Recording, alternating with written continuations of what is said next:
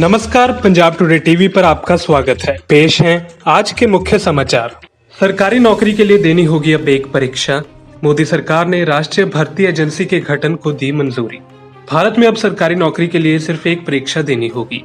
CET के जरिए अब कई तरह के टेस्ट की जरूरत नहीं होगी, जिससे समय और संसाधन बचेंगे। केंद्रीय मंत्रिमंडल ने 19 अगस्त बुधवार को राष्ट्रीय भर्ती एजेंसी के गठन का प्रस्ताव को मंजूरी दे दी है। केंद्रीय मंत्री प्रकाश जावड़ेकर ने ये जानकारी दी। प्रधानमंत्री नरेंद्र मोदी की अध्यक्षता में हुई केंद्रीय मंत्रिमंडल की बैठक में ये निर्णय लिया गया।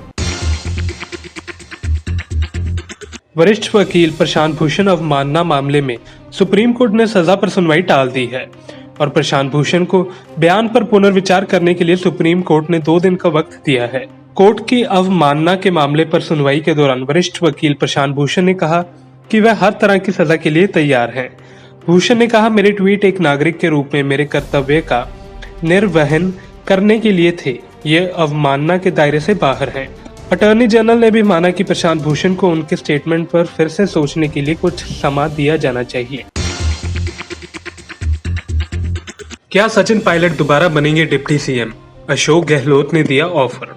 राजस्थान राजनीतिक विवाद भले ही खत्म हो गया हो, लेकिन मंत्रिमंडल विस्तार के बाद ही मामला सुलझने के आसार हैं। बताया जा रहा है कि जल्द ही मंत्रिमंडल विस्तार किया जाएगा। इसको लेकर पार्टी में मैराथन बैठक शुरू हो गई है। इंडिया टुडे की रिपोर्ट के अनुसार सीएम अशोक गहलोत ने सचिन पायलट को दोबारा डिप्टी सीएम पद पर आने के लिए कहा है। माना जा रहा है कि गहलोत खेमा फिर से पुराने रंग रूप के आधार पर सरकार चलाने की तैयारी में है। वहीं पायलट डिप्टी सीएम बनेंगे या नहीं, ये अभी स्पष्ट नहीं है। अमेरिका ने चीन को दिया एक और झटका, खत्म कर दिए ये 3 अहम द्विपक्षीय समझौते। कोरोना वायरस को लेकर जारी तकरार के बीच अमेरिका ने चीन को एक और बड़ा झटका दिया है। हांगकांग में लगातार मानवाधिकारों के उल्लंघन के लिए अमेरिका ने चीनी कम्युनिस्ट पार्टी के साथ 3 द्विपक्षीय समझौतों को निलंबित कर दिया है। दरअसल चीन ने हांगकांग में नया राष्ट्रीय सुरक्षा कानून लागू करने के बाद से ही अमेरिका खफा है। अमेरिकी विदेश विभाग के प्रवक्ता मार्गन ऑट्रक्स ने कहा कि चीनी कम्युनिस्ट पार्टी ने स्वायत्तता को खत्म करने के लिए कठोर कदम उठाए हैं, जिसका बीजिंग ने संयुक्त राष्ट्र में पंजीकृत चीन ब्रिटिश घोषणा पत्र के तहत यूनाइटेड किंगडम और हांगकांग के लोगों से 50 साल के लिए वादा किया था। राहुल गांधी ने मोदी सरकार पर बोला हमला, कहा एनएफएसए के लाभार्थियों की लिस्ट का विस्तार नहीं किया। कांग्रेसी नेता राहुल गांधी ने राष्ट्रीय खाद्य सुरक्षा अधिनियम के लाभार्थियों की सूची में विस्तार के कथित नाकामी के लिए नरेंद्र मोदी सरकार पर निशाना साधा है। राहुल गांधी ने 19 अगस्त बुधवार को एक ट्वीट में लिखा कि मोदी सरकार को एनएफएसए के लाभार्थियों की लिस्ट का विस्तार करना था, लेकिन सरकार ने ऐसा नहीं किया। जनता को अपने हक का राशन नहीं मिला और इस समस्या ने त्रासदी का रूप ले लिया है। भारत में पिछले 24 घंटे में कोविड-19 के सबसे ज्यादा 69,652 नए केस, कोरोना वायरस से 977 की मौत। देश में कोरोना वायरस संक्रमण की स्थिति प्रतिदिन गंभीर होती जा रही है। रोजाना आने वाले मामलों की संख्या में तेजी से इजाफा देखने को मिला है। 20 अगस्त गुरुवार सुबह स्वास्थ्य मंत्रालय द्वारा जारी आंकड़ों के अनुसार पिछले 24 घंटों में संक्रमण के सर्वाधिक 69,652 नए मामले सामने आए हैं, जिसके बाद कुल संक्रमितों की संख्या बढ़कर 28 लाख के पार हो गई है। वहीं इस दौरान 977 लोगों की मौत भी हो चुकी है। आज पंचतंत्र में विलीन हो गए सुरों के रसराज।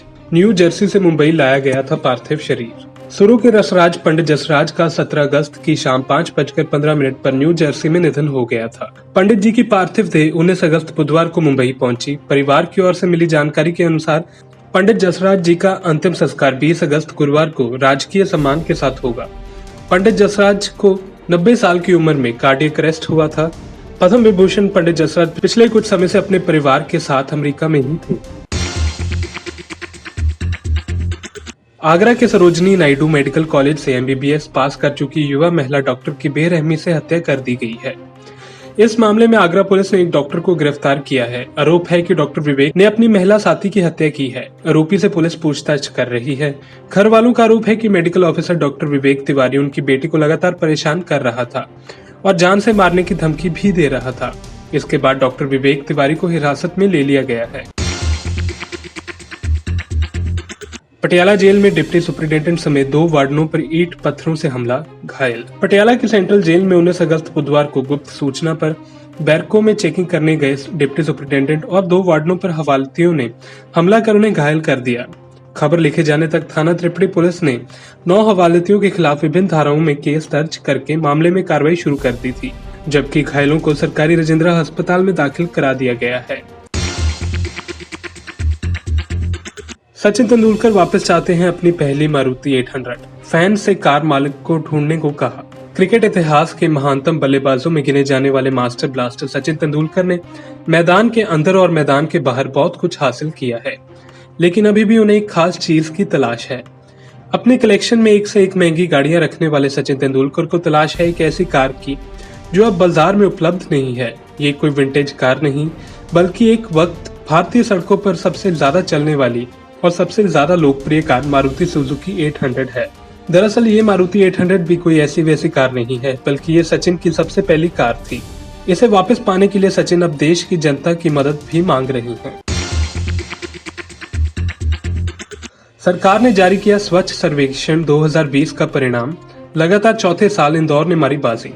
भारतीय सरकार ने स्वच्छ सर्वेक्षण 2020 के परिणामों की घोषणा कर दी है और एक बार फिर से इंदौर ने बाजी मारी है। सरकार द्वारा जारी स्वच्छ सर्वेक्षण 2020 में इंदौर इस साल भी टॉप पर है। वहीं गुजरात का सूरत शहर दूसरे स्थान पर काबिज है।